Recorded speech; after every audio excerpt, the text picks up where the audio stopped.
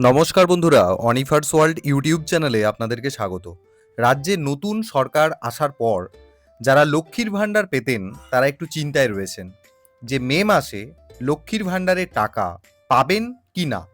তো সেটাই আমরা ওয়েবসাইট থেকে চেক করব এবং বোঝার চেষ্টা করব যে আমরা চলতি মাসে লক্ষ্মীর ভাণ্ডারের টাকা পাবো কি পাবো না।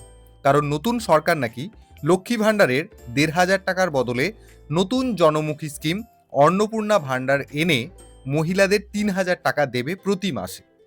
তো সেটা চালু হোক আগে, পরে আমি সে বিষয়ে আপডেট দেব। এখন আপনারা জাস্ট একটু দেখে নিন। দেখুন, এখানে লক্ষ্মীর ভাণ্ডার যে ওয়েবসাইট সেটা আমি ওপেন করেছি। এখানে প্রাক্তন মুখ্যমন্ত্রীর ছবি কিন্তু সরিয়ে দেওয়া হয়েছে।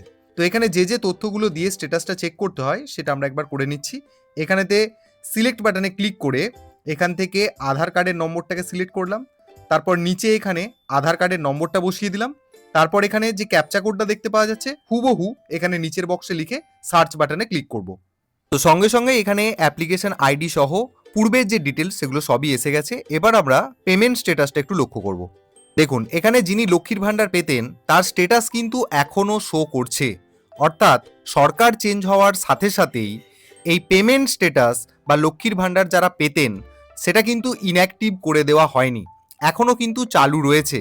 কারণ এখানে তার নাম, তার বেনিফিশিয়ারি আইডি, তার অ্যাপ্লিকেশন আইডি ইত্যাদি এবং গত মাসে উনি যে পেমেন্ট পেয়েছিলেন কি না সেটা স্ট্যাটাসটা কিন্তু এখানে শো করছে। দেখুন, লাস্ট মান্থ হচ্ছে এপ্রিল, এখানে পেমেন্ট সাকসেস দেখাচ্ছে।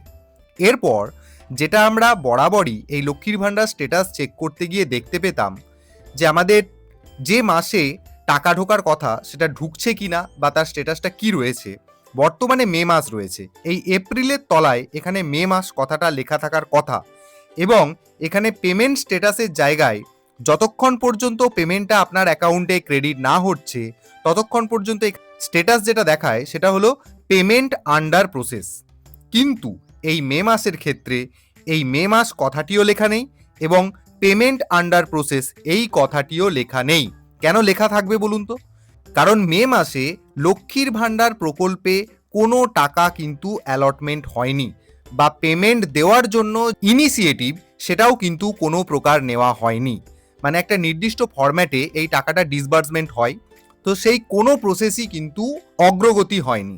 তার ফলেই যেটা দেখা যাচ্ছে যে এখানে মে মাস এই কথাটাও লেখা নেই এবং মে মাসে পেমেন্ট পাওয়া যাবে কিনা মানে পেমেন্ট আন্ডার প্রসেস এই কথাটা লেখা থাকলে তবেই কিন্তু এই স্ট্যাটাসটা আসে পেমেন্ট সাকসেস। যেহেতু এখানে এইসব ধরনের কোনো কথাই লেখা নেই, তাই পরিষ্কার ধরে নেওয়া যাচ্ছে যে লক্ষ্মীর ভাণ্ডারের জন্য এই মে মাসের জন্য এই পেমেন্ট কিন্তু আপনারা পাবেন না। তো এরপর ধরুন আজকে মে মাসের 9 তারিখ, তো আমরা দেখেছি যে 11-12 তারিখের মধ্যেই কিন্তু প্রতি মাসের 11-12 তারিখের মধ্যেই এই পেমেন্ট সাকসেসফুল হয়ে যায়। কিন্তু এখনো আজকেই তো সবে মন্ত্রিত্বের শপথ গ্রহণ এসব হয়েছে। তো যদি সরকার মনে করে যে এটাকে আবার নতুন করে মার্জ করে লক্ষ্মীর ভাণ্ডারের পরিবর্তে অন্নপূর্ণা ভাণ্ডার ইত্যাদি এনে এ মাসে টাকা দেবে, সেটা করতেই পারে। কিন্তু আশা করা যায় যে এত দ্রুততার সাথে এই সমস্ত কিছু হবে না। অতএব যারা লক্ষ্মীর ভাণ্ডার পাচ্ছেন তাদেরকে এই মে মাসে টাকা পাওয়ার যে ব্যাপারটা সেটা কিন্তু মন থেকে মুছে ফেলতে হবে।